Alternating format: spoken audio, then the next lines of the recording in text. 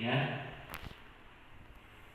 Nah, ini kita harus tahu dulu definisi komunitas belajar. Apa sih definisi komunitas belajar itu? Ini kumpulan orang-orang yang mempunyai kepentingan bersama untuk mengembangkan ilmu dan memperbaiki sikap perilaku. Komunitas belajar meniscayakan adanya hubungan interaktif, dialog, dan komunikatif antara beberapa orang untuk meningkatkan pengetahuan, keterampilan, dan moral. Selanjutnya tujuannya apa? Tujuannya yaitu meningkatkan kompetensi pendidikan dan mengembangkan budaya belajar yang berkelanjutan sehingga berdampak pada peningkatan hasil belajar pendidik, ya, peserta didik. Nah, itu tadi. Selanjutnya ini yang harus kita pahami.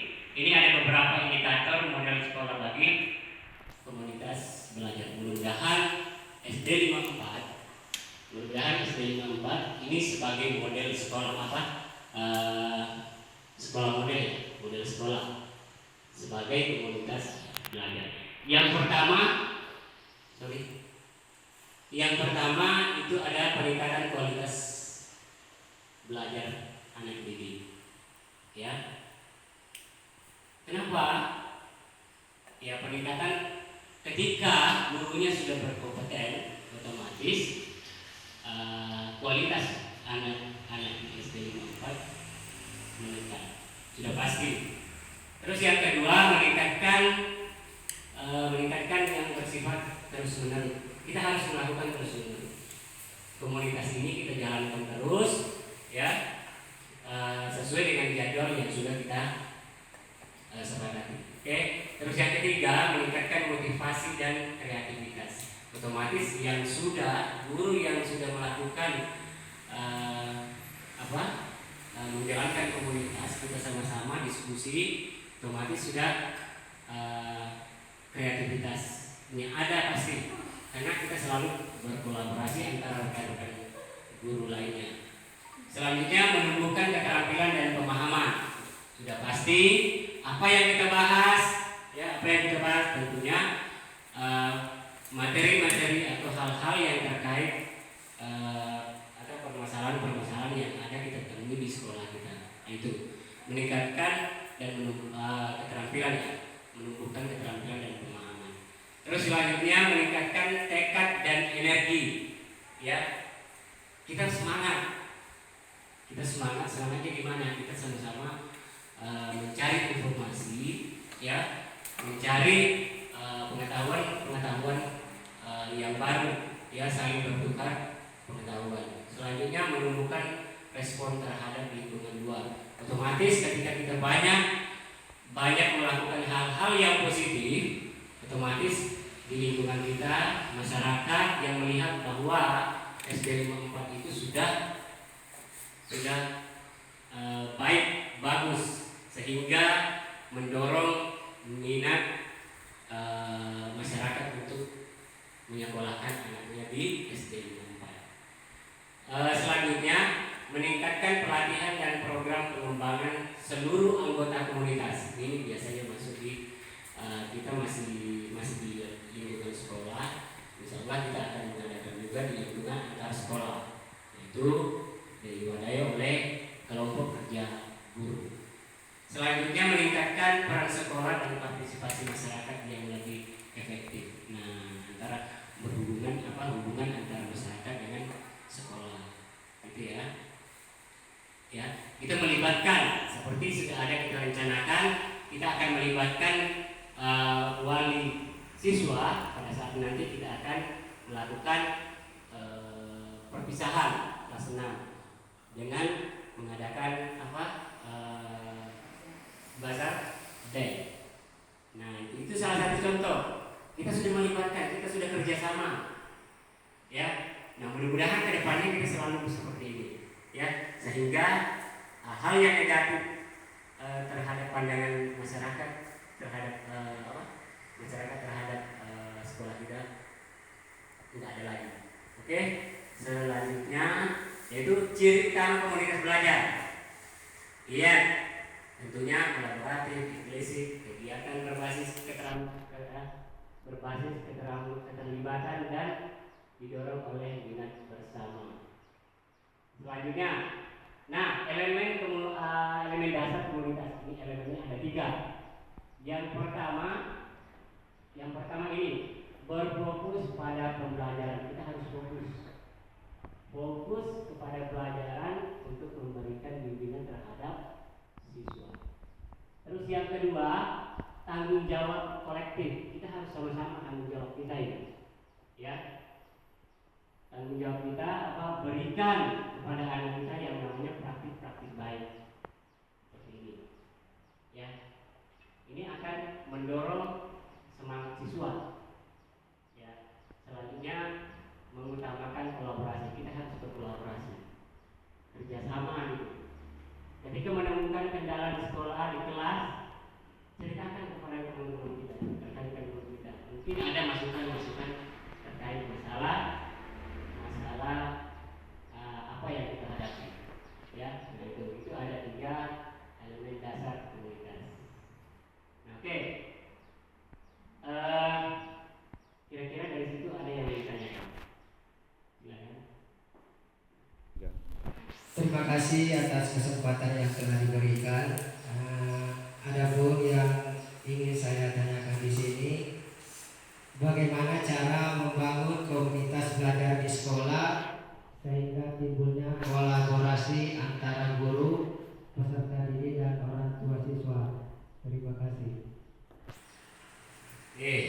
Terima kasih, pertanyaan yang bagus. Baik, bagaimana cara meningkatkan komunitas sekolah?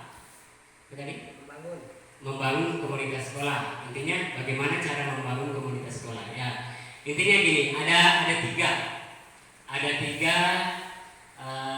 hal yang harus kita perhatikan. Yang pertama itu membentuk tim kecil.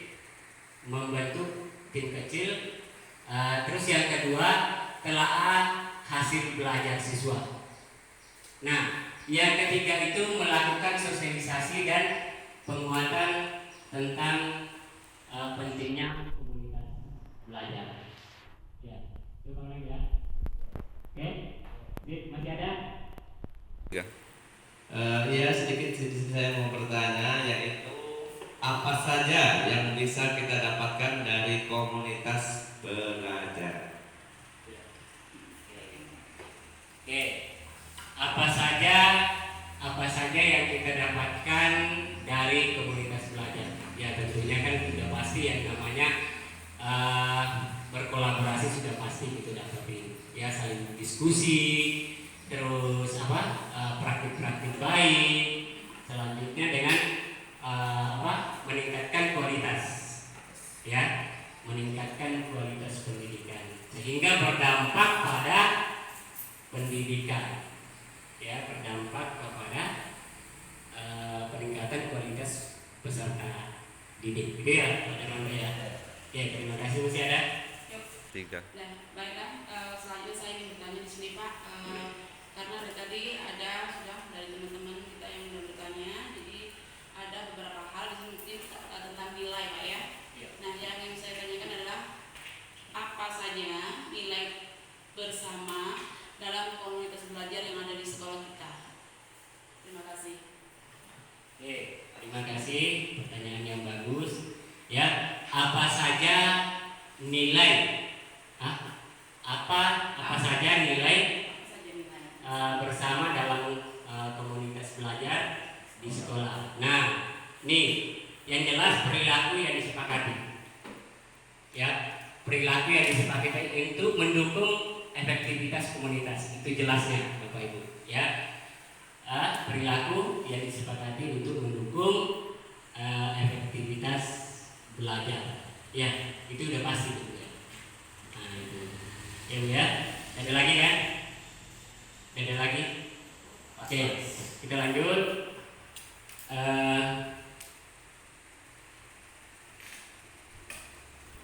3. Nah, ini Bapak Ibu, langkah menuju sukses KB. Bukan keluarga berencana ya, tapi komunitas belajar untuk menentukan tujuan. Tujuan pertama itu membuat rencana dan penjadwalan, ya. Terus yang kedua melakukan aksi secara konsisten. Terus yang ketiga mempunyai power reading, ya. Keempat mempunyai peta konsep. Terus memiliki daya ingat super. Selanjutnya menerapkan teori yang ada dan mengaktifkan kemampuan berpikir secara maksimal. Dan 7, mempersiapkan ujian. Selanjutnya melaksanakan ujian. Nah, sebenarnya Bapak Ibu, ini sudah kita laksanakan semuanya. Cuman kita belum tahu, oh ini yang namanya langkah menuju sukses. Sebenarnya sudah, ya. Membuat perencanaan sudah pasti, ya. Apa? RPP-nya sudah ada, ya. Silabusnya sudah ada, jadwal pelajarannya sudah ada. Dari dulu sudah, ya. Nah, terus yang kedua melakukan aksi secara konsisten, ya, secara terus-menerus kita lakukan. Terus yang ketiga mempunyai power reading. Nah, ini yang mungkin perlu kita tingkatkan sama-sama. Power reading ini adalah kekuatan membaca, masuk dalam literasi membaca, ya. Nah itu. Terus memiliki daya ingat yang super, yang mungkin pengaruh, ada juga pengaruh dari faktor usia, ya. Mungkin yang masih muda kayak Ibu Dea masih ingat, masih kuat ingatannya, ya, Pak Una, gitu, Ibu Dewi itu, ya. Kalau kita nih udah sedikit tumpul, ya. Ya kan? Nah itu. Menerapkan teori dan mengaktifkan kemampuan berpikir secara maksimal, merangsang siswa. Gimana caranya merangsang? Kita berikan praktik-praktik baik, ya, seperti yang saya sampaikan tadi, ya. Itu kita ajak siswa kita untuk melakukan praktik-praktik baik. Itu pasti semangat, ya. Mempersiapkan ujian juga pasti, ini salah satu contohnya sudah saat ini kita lakukan. Kemarin kita sudah persiapkan semuanya, ya. Kita siapkan semua, soalnya sudah dipersiapkan, tempat duduknya kita persiapkan, terus melaksanakan ujian. Ya, saat ini kita sudah melaksanakan ujian. Oke, terima kasih, ya. Baik, terima kasih kepada Bapak Ibu semuanya telah ikut berpartisipasi dalam kegiatan ini, ya. Kegiatan presentasi terkait masalah bagaimana, ya, mengembangkan komunitas belajar di sekolah kita.